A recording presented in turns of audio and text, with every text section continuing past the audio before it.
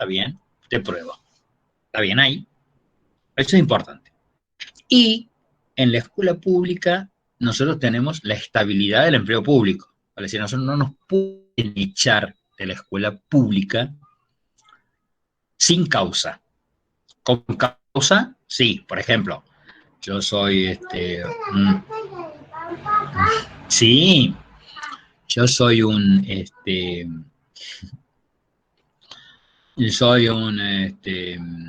qué sé yo, femicida, y bueno, me van a echar con causa, pero para echarme con causa me tienen que hacer un sumario. O sea, el Estado me tiene que hacer un sumario, por eso a veces es muy difícil echar a alguien que, por ejemplo, un abusador. Y está mal que sea difícil, y está mal porque no están puestos todos los elementos para que sea condenado, digamos. Está mal por otro lado. No está mal por la defensa de la estabilidad laboral, digo, porque si cae para el femicidio, seguramente va a caer para todos. Entonces no tenemos estabilidad. Por eso, esta reforma del estatuto precariza el trabajo, porque perdemos la estabilidad que por ser empleados del Estado tenemos que tener y está garantizada en la Constitución Nacional. ¿Eh? En la Constitución Nacional, en el artículo 14 bis, habla de eso. Es muy importante tomarlo, digamos. No porque la Constitución Nacional represente los intereses de los trabajadores, sino porque los derechos que establece la Constitución, si se luchan, se consiguen. Y en la escuela privada no, nos pueden echar, con causa o sin causa. O sea, mañana dicen, bueno, señor, muchas gracias, me gustó mucho, profe, chau. Eso es sin causa. Tienen que pagar, indemnizar, porque ahí nos regimos por la ley de contrato de trabajo y listo. Ahora, si cuando me echan me dice, te echamos porque en realidad vos no vas con el ideario de la institución, están en problemas. Porque no nos pueden echar con causa, salvo que nos hagan un sumario. Igual que en la pública, ¿se entiende? O sea, a mí no me puede decir, me persigue un representante legal, me echa con causa, me tiene que hacer un sumario. ¿No? Porque no me paga, ¿se entiende? Cuando me echa con causa no me paga. O sea, ¿se entiende la idea? Entonces, para anotarnos en escuelas privadas, tenemos que ir a las escuelas privadas y dejar legajo, dejar nuestro currículum. Y la Perdón, escuela Carlos, privada, que... Ay, Pau, no, dale. disculpa que te interrumpa.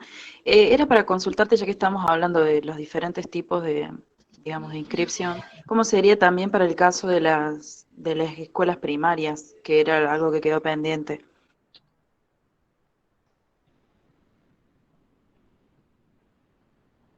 Muy bien. Vos ahí tenés que ir a la Junta de Clasificación Primaria, que está en la calle. Ya volvemos a lo de la escuela privada. Para las privadas es igual. Vos vas y te anotas en la escuela. Para las escuelas públicas, vos te anotas en la Junta, que está en la calle Santa Rosa, o Rioja, tengo una duda, pero me parece que Santa Rosa. Ahí abrís tu legajo y todos los años hay convocatorias públicas. Entonces vos vas y se rematan los cargos ahí. Entonces, de acuerdo al puntaje que vos tenés, lo mismo para la primaria, ¿está bien? O sea, los puntajes y todo eso, hay toda una valoración, una escala que se las voy a pasar para que la tengan, así no la tienen que buscar en todos lados, pero es importante que ustedes se fijen ahí. Y todos los años se producen los llamados. Entonces aparecen los llamados, los remates de las horas, y entonces vos vas y estás, por ejemplo, séptima. Es todo un problema en la primaria porque es muy difícil a veces titularizar. Entonces los primarios, las maestras primarias aparecen con el lado honoren, aparecen con la suplencia eterna, ¿sí? Pero tiene la manera de inscribirse es distinta. Vos te inscribís, pero después se producen las convocatorias para para la toma de los cargos. No sé, Pau, si te sirvió, digamos. Hemos resumido lo que estoy diciendo, pero bueno, no podemos explayarnos mucho hoy. No, está bien, era porque una duda que había quedado pendiente de la charla, y aparte, bueno, acá pregunta Joana si el legajo en la primaria se puede abrir sin título. No se puede abrir sin título porque no tenés ningún cargo en la primaria sin título. En el secundario, con el título de secundario, puede ser preceptor. así que no podés abrirlo sin título. Es muy importante para la primaria que los profes de música, de teatro, de inglés también se pueden anotar, digamos, ¿sí? Y tienen regímenes especiales de incompatibilidad, que es otra cosa que vamos a hablar. No se pueden anotar si no tienen el título, Pau, porque no hay ningún cargo sin título, ¿se entiende? Sin título terciario. Claro. Bueno, Bien.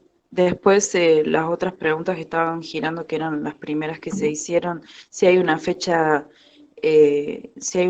asignada de apertura de legajo, bueno, con el tema de la pandemia hubo una modificación en eso.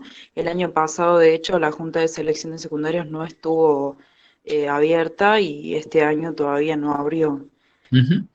Lo único que se ha hecho con el caso de los títulos que se dieron durante el 2020 fue recibirlos, pero las personas recibidas o egresadas con título ingresaban por artículo 43 y no por el sistema, digamos, o sea, no podían titularizar horas, ingresan como suplentes solamente.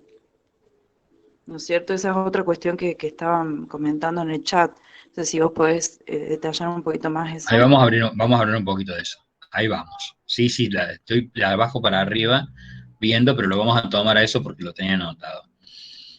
Esa es la diferencia entre las escuelas públicas y las privadas. Digo porque muchos van a ir a escuelas privadas. Nosotros tenemos todos los derechos. ¿Eh?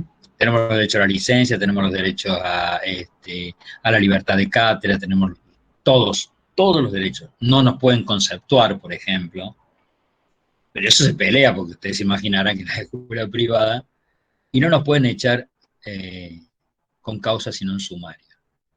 Bueno,